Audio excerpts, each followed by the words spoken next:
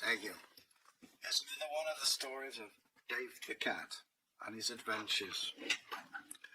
Long ago, many, many years ago, there was a special cat. When I mean special, he was almost magical, and that was Dave. Dave the Cat. Now, Dave the Cat, he used to travel around all over the places having adventures. And this is one adventure he had with a dragon, or as they called him, the worm. Dave the Cat was walking along.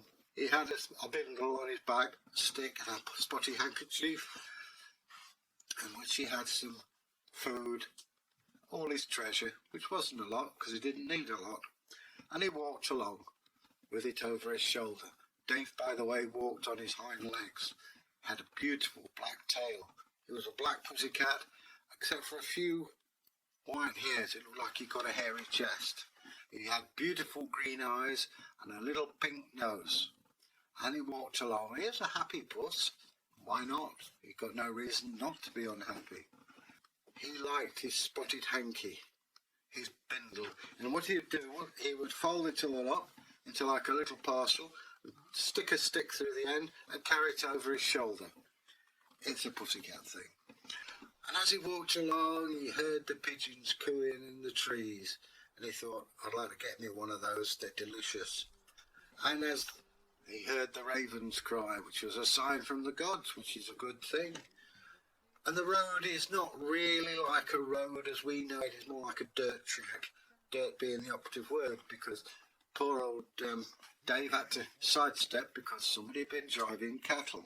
And we all know what cattle do. Pooh-wee! So Dave walked along. It was a deep, dark forest, and you had to be careful. And there were a lot of problems that could befall a young cat. Dave was aware of this. He was streetwise puss, and he walked along. He saw the tracks of a wild boar and made absolutely sure to avoid it. Same with bears. Wildcats. Now, wildcats, you'd think would leave them alone. No, they're like bandits of the pussycat world. They'd have held him to ransom if they were stupid enough to try. There was bandits who would hide in wait for strangers, biff them on the skull and steal their gold, and off they'd go. That's by the by, because Dave, he would walk along confidently. If there's any trouble, he could leap. You've seen pussycats leap. All at once he came to a hamlet. Ah, said Dave, this looks like a place that I could spend the night, maybe get some food, a good bed, something like that. But as he looked around, it looked a bit shabby. He looked around, there was ivy growing on the fountain in the middle of the square. The houses were falling apart. All the shutters were drawn, and pieces of wood had come off the shutters. And as he looked around, he could see white faces peering at him, very suspiciously. This, said Dave, needs investigation. So he put his bindle down. Wasn't quite sure where to steal it, but you gotta go with the flow. And so it is. Dave walked around. The cats and dogs fled when they saw him. It was as though everything was scared and falling apart. He came to the big hall, and he knocked on the door. Who's that? Dave the Cat. Who? Dave the Cat. I want to speak to the man in charge. All right, hang on. And off he went. And then came a voice, hello? Who are you? Said Dave. I am the master of this village. You don't sound like it to me. Well, you don't sound like a cat, so let's not get into that. Got a point, said Dave. Anyway, come out, I want to speak to you. Now, what is going on? This place is a wreck, and yet here you are on the road. You could make a fortune. People should be prosperous and happy. What's wrong? I'll tell you what's wrong, said the man, pointing to a big green hill. There's a rotten dragon up there, that's what's wrong. What, you mean he keeps eating people? No, he doesn't keep eating people, that's the problem. We give him virgins and there he goes, he leaves them. And what about, moving him on? What, you mean kill him? I sent out loads of warriors and knights, and all they do, they either come back dead or burnt. You know what I mean? It's a real pain. Oh. Shall me have a word with him? You're a cat. You're nothing. Oh, cheers, mate. How can I take it? No, I'm sorry, mate. I'm sorry. It's been a hard day. You know what I mean? Here you are doing what you can. People getting burnt and crops being burned out. I'm only 25, you know. Really, said Dave. You look older. No, thanks. Pay a man a compliment, I say. All right, then. What do you want? Dave, with his claw, scratched his chin gently. Right, he said. What I want from you is a big bucket like this, and I want it filled with beer, and I want woodworking kit. A woodworking kit? That's what I said. Okay, you know best. Do you want a sword or something?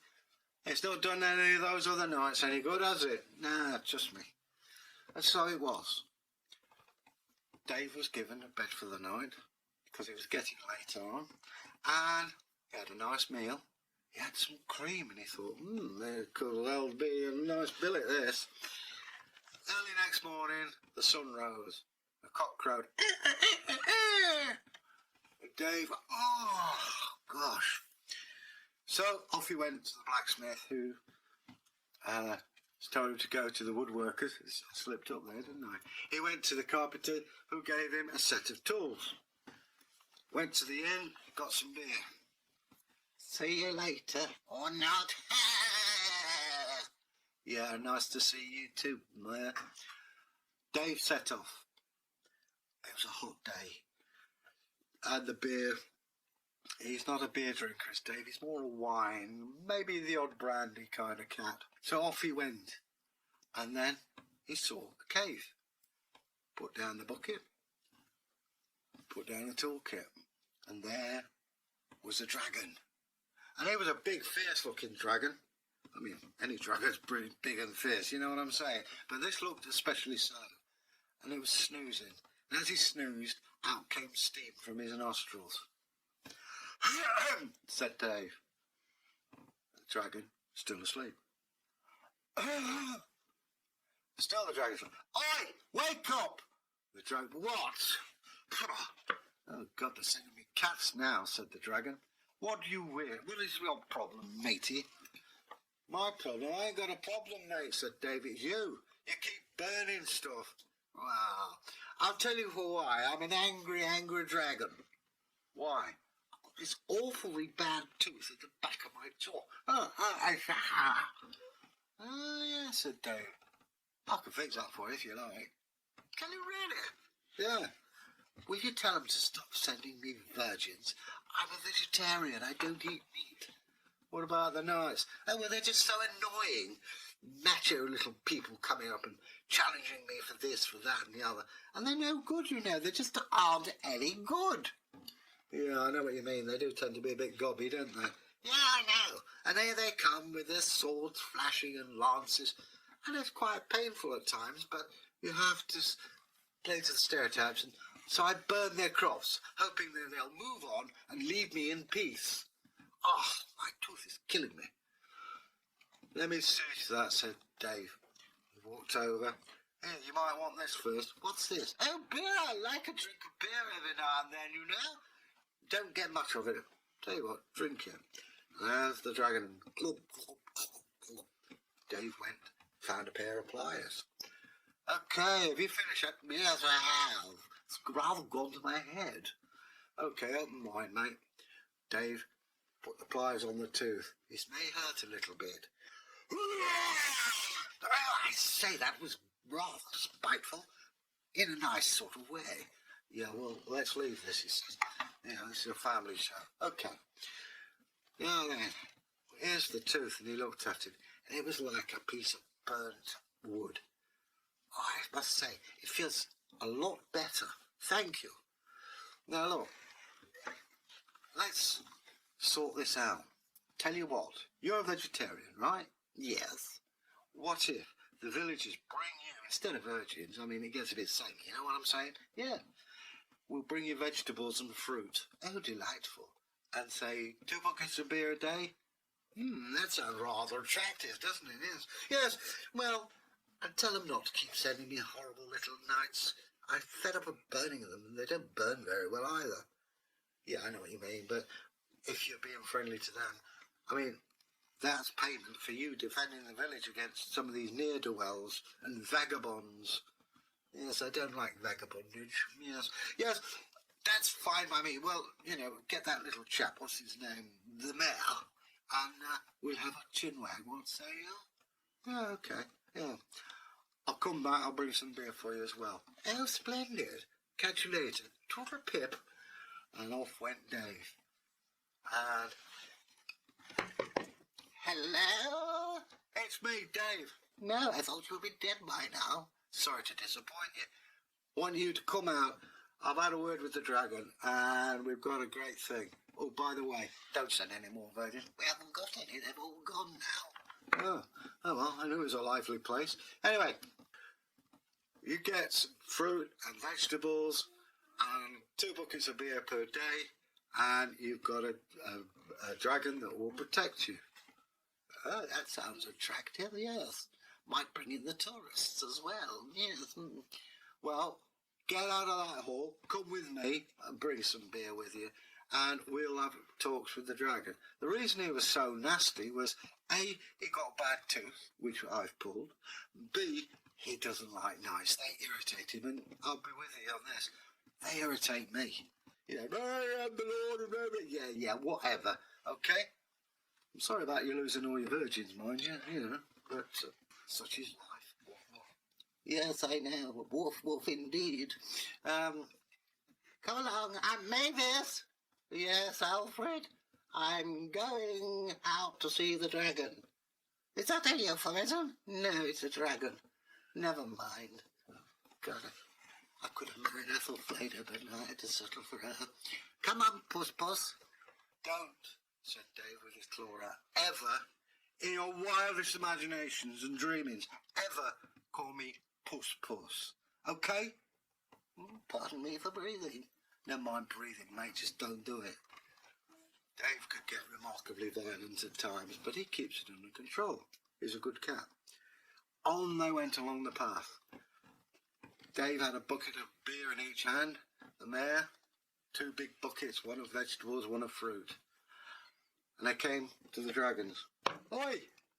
Yes, what can I do? Oh, it's you, Dave. Hello. Who's that? Oh, it's that horrid little man in charge. Okay.